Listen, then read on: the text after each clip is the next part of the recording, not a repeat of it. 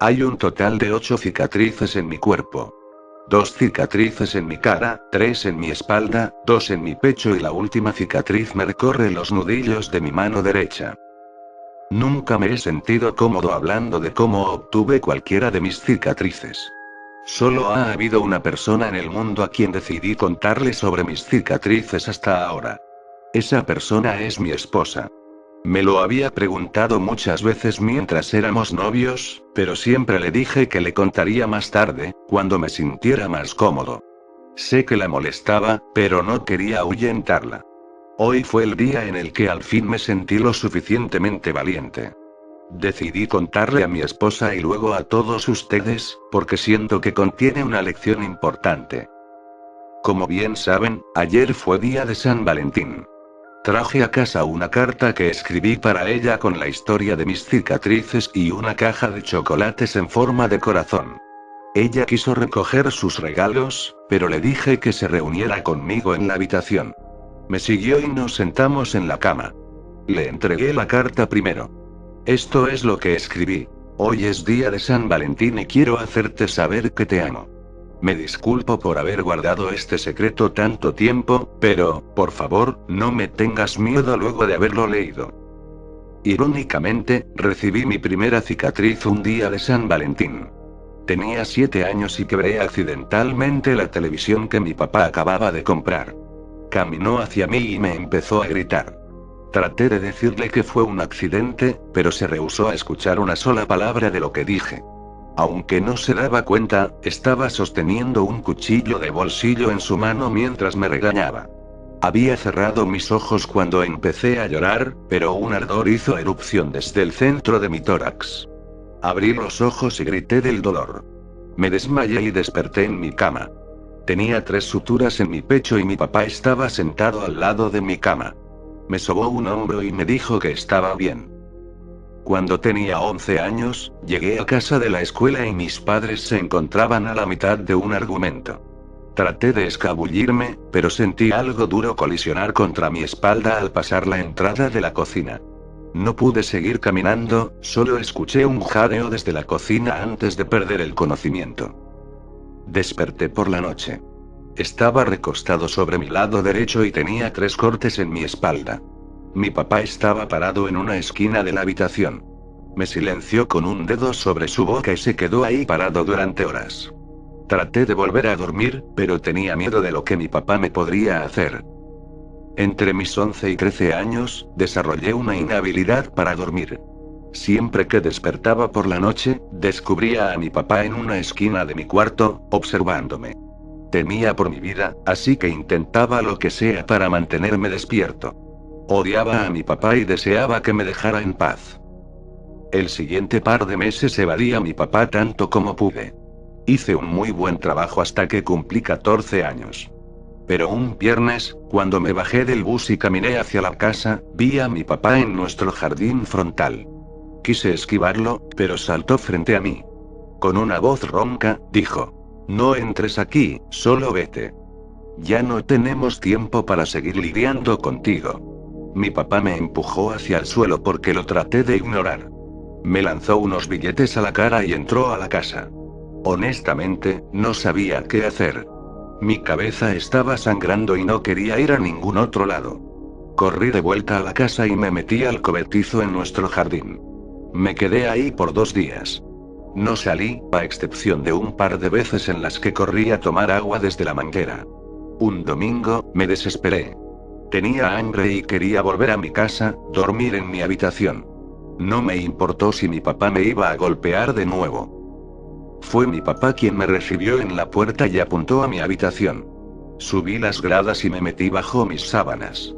Un par de horas después, mi papá entró a mi habitación con un plato de comida. Devoré cada pedazo de comida y dejé el plato en la mesa de cama. Pensé en leer un libro, pero no tenía las fuerzas para levantarme.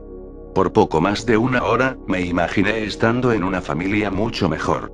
Una familia en la que todos se amaban entre sí y los papás no se la llevaban discutiendo en cada momento. Eso era lo único que añoraba, pero incluso a una edad tan temprana sabía que ya no podría suceder. No sé cuándo me quedé dormido, pero me desperté gritando del dolor. Mi pecho se sentía como si estuviera llamas.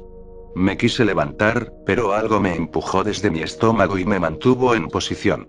Se me volvió difícil respirar y empecé a forcejear con más vehemencia hasta que fui golpeado en un costado de la cara y el mundo se apagó. Recuperé la consciencia y todo seguía oscuro. Vi hacia la derecha y a la izquierda, pero no vi a nadie. Me rodé boca arriba y vi a mi papá cerca del marco de la puerta. Tenía un cuchillo en sus manos y mantenía sus ojos fijados en mí. Grité por auxilio, pero mi papá arremetió contra mí y puso sus manos en mi boca.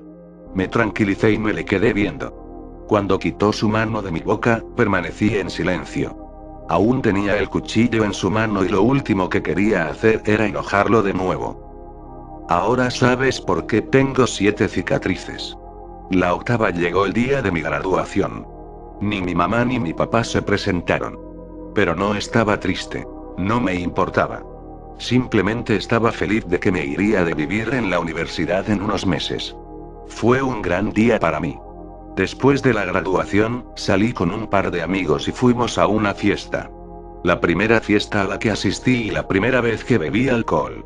No bebí mucho, pero aún así me sentí más feliz que en cualquier otro momento de mi vida. La diversión se detuvo cuando llegué a casa. Lo primero que noté fue la sangre a lo largo de nuestro sofá blanco en la sala de estar. Lo siguiente que recuerdo es ver a mi papá recostado boca abajo junto al sofá. Me acerqué a él y vi sangre recubriendo su pecho y estómago. Lo giré y vi que le habían disparado 3 veces. Estaba a punto de acostarlo de nuevo, cuando vi que abrió sus ojos y sus labios se empezaron a mover. A pesar del trauma en su cuerpo, se las arregló para tener la conversación más larga que había tenido conmigo, tras la cual respiró su último aliento y no volvió a mover otro músculo. Salvarte, eso fue lo primero que dijo. Que mi madre nunca me quiso, pero que él nos amaba a ambos. Que nos quería mantener juntos. Aunque le había argumentado en cada oportunidad, me quedé sentado junto a su cuerpo pensando en lo que me había dicho. En por qué pretendería que me había querido hasta que los recuerdos me embistieron. Mi papá sostenía un cuchillo y me gritaba cuando yo tenía 7. Pero no me apuñaló. Mi madre lo atacó mientras él me regañaba, haciéndolo tropezar. Cuando tenía 11, fue ella quien me tiró un plato de vidrio en mi espalda. No fue un accidente, y no sé de qué discutían, pero él se quedó vigilándome esa noche para que mi madre no entrara al cuarto. Se quedó ahí cada noche para que mi madre no intentara nada. Me dijo que a los 14 se había hartado de la riña. No quería dejar a mi madre. La amaba. En verdad lo hacía. Me amaba a mí también, pero no se pudo forzar a dejarla y no podía lidiar con el estrés al que se estaba sometiendo.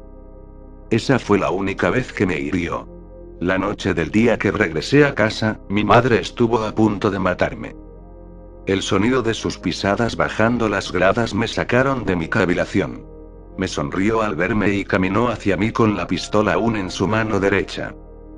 Antes de que pudiera hacer algo, salté sobre ella y le di un puñetazo a su estúpido rostro por cada cicatriz, por tomar la vida del único padre que se preocupó por mí, por hacerme desconfiar de mi papá y por ser capaz de sonreír a través de todo eso. No sé qué hueso de su cara fue el que rasgó la piel de mis nudillos, pero sé que esa es la única cicatriz que aprecio.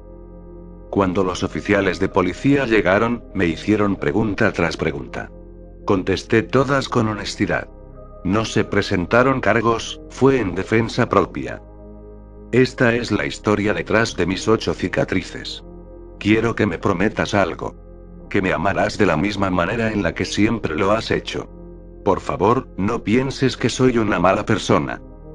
Por siempre tu Valentín, a John. Mi esposa me miró con ojos cargados de ternura, y supe que no había cometido un error al contárselo.